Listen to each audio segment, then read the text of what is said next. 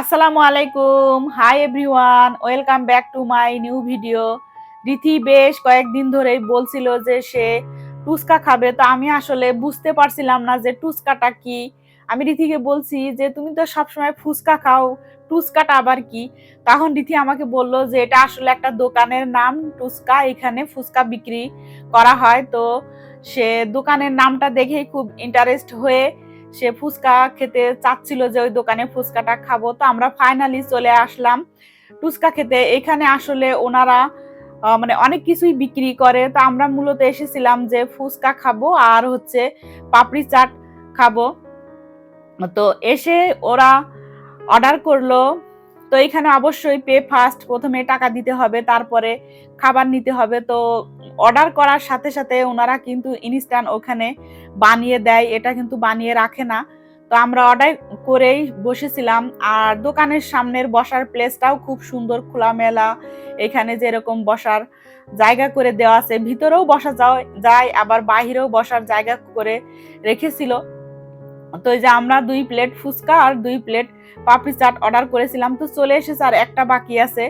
আর আমরা যেদিন গিয়েছিলাম ওই দিনকের পরিবেশটা খুবই সুন্দর ছিল। মানে বিকালের দিকে গিয়েছিলাম, তো একদম অনেক ঠান্ডা ছিল, অনেক না মানে ঠান্ডা ঠান্ডা ভাব ছিল, বাতাস ছিল, খুবই ভালো লাগছিল আর কি।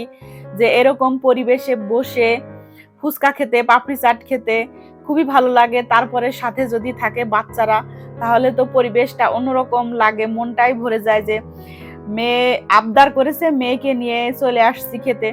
আমার মতো আরো অনেকেই এসেছিল এখানে খেতে, বিশেষ করে যারা ইয়াং রিথিদের মতো যারা, তারাই বেশি ছিল এখানে।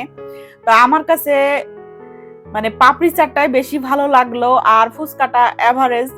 তো ফুচকাটা ছিল 60 টাকা প্লেট করে, আর পাপড়ি চাট ছিল 120 টাকা করে। তো আমি দামটা এই জন্যই বলছি যে যারা আমার ভিডিও দেখে মিরপুরে যারা আছে, তারা যদি খেতে চায় তাহলে এখানে মানে এই দোকানে যে খেতে পারে ফুচকা।